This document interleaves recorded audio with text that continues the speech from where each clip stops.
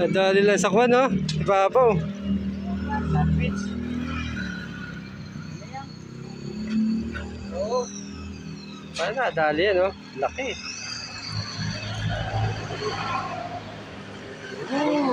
Puti ah. Karpa. Karpa. Galing ah. Hindi sa bunga nga nadali, no? Hindi. Ito. Swerte yun.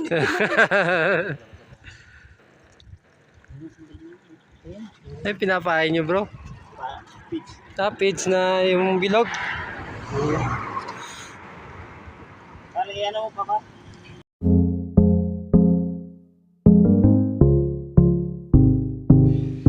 DIY Motovlog.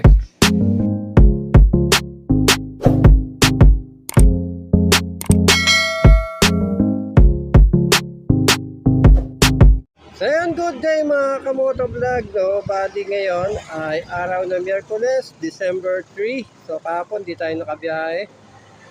So ngayon maglalabog tayo mga kamotovlog, no? Nandito tayo ngayon sa Arayat, Pampanga, no? Sa Mapalad. Dito tayo naghihintay ng booking. So possible na mga kasabay no ating mga first booking, no mga kamotovlog. So bali meron na tayo nakuha ang first booking. Nakuha natin dito sa Cabiao, Nueva Ecija, papuntang Malolos, Bulacan. So bali nagkakahalaga siya ng 311 pesos, no? Pero yung babayad talaga sa atin doon sa drop-off location ay 200 pesos. Regularly na yon mga kamotovlog, no? Every 3 days sila nagpapadeliver ng kanilang product, no? Nanggagaling dito sa Cabiao, Nueva Ecija papuntang Malolos o kaya papuntang San Jose del Monte, Bulacan. Depende kung saan nila gusto ipadala yung item nila. So ngayon nag-aabang tayo ng kasabay nito no, pang second booking natin dito sa Arayat, Pampanga. Hopefully may makakuha tayong kasabay. So may mga naglalaba sila mga motovlog. Update ko kayo pag kami nakuha tayong pang second booking. A few moments later. So ayun mga kamotovlog doon, hanapan natin ng kasabay itong papuntang Malolos, Bulacan. So bali yung second booking natin, Arayat to San Fernando, Pampanga. Nakakalaga siya ng 153 pesos, no? First chicken yung i-deliver natin. So natagalan tayong puntahan yung pick-up location dahil mali yung pangalan ng meat shop na binigay niya, no? So napuntahan natin lahat ng meat shop dito sa Arayat, Pampanga, walang ganong meat shop. So ayun, binalikan ko yung una kong pinuntahan, yung pala yung tama, no? Ayun, nakita ko naman yung taas hindi pa sumasagot yung meat shop owner. Kaya mahirap hanapin yung ay magpahanap. So ayun, nakuha na natin yung booking niya. Then minakuha pa tayo pang third booking. Bali triple booking tayo ngayon mga kamotovlog. Arayat to San Fernando ulit siya, no? Bali handlebar lang siya ng Raider 150, no? So nagkakalaga siya ng 170 pesos. So yun, drop off na sa mga item na to mga kamotovlog. Then sa Malolos na tayo kukuha ng pang port booking. Ay mga kamotovlog, no, meron tayong pang port saka 5th and 6th booking tayong nakuha ngayon, no. Bali yung mga nakuha natin booking ay dalawang papuntang Makabebe galing ng Malolos, Bulacan. So bali yung pang port booking natin Malolos, Bulacan to Makabebe, Pampanga, 162 pesos. Then yung isa naman, yung pang booking natin Malolos, Bulacan papuntang Makabebe, Pampanga, 141 pesos. Pero yung binayad sa atin doon sa drop off location ay doon sa pick up location ay 200 pesos. So bayad na siya. So bali yung pang 6 booking natin papunta naman siyang Mexico, Pampanga. Kinuha natin sa Mexico, Pampanga papunta ng Magalang, Pampanga. So low na siya, low na yung dadalhin natin doon sa Magalang, Pampanga. So yung shipping fee niya 159 pesos. So yun na lang yung natin, naka-aim na booking tayo mga kamotovlog.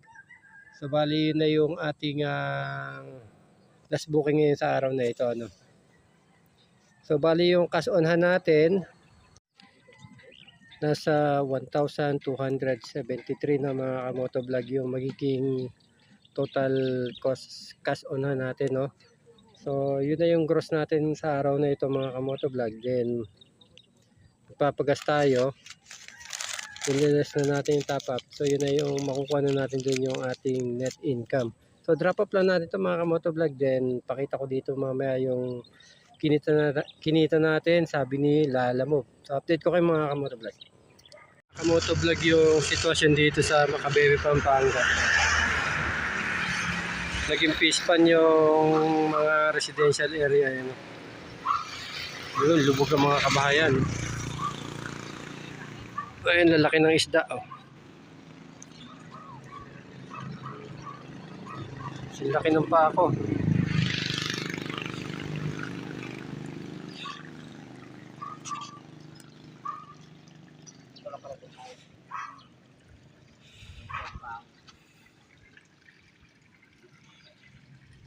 Maraming sinamahan lang sa likod.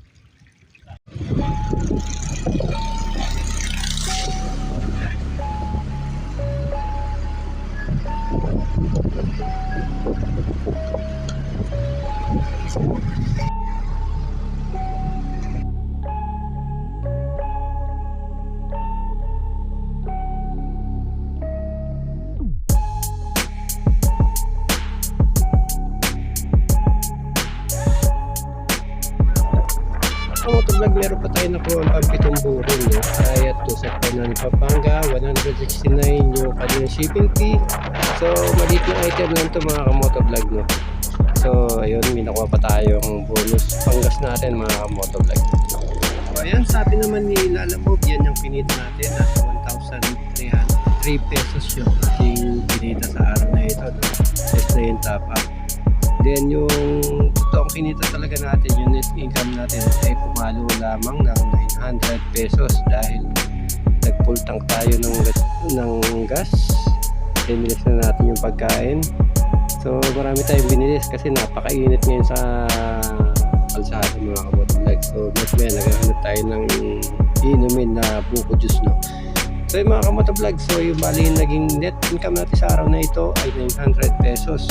So yun, dito ko na natapusin yung ating video. Huwag na kalimutan mag-subscribe, mag-like, mag-comment. Huwag na kalimutan pindutin ang ating notification bell para update kayo sa mga susunod kong i-upload na video. Hanggang sa muli mga kamotovlog. Bye-bye.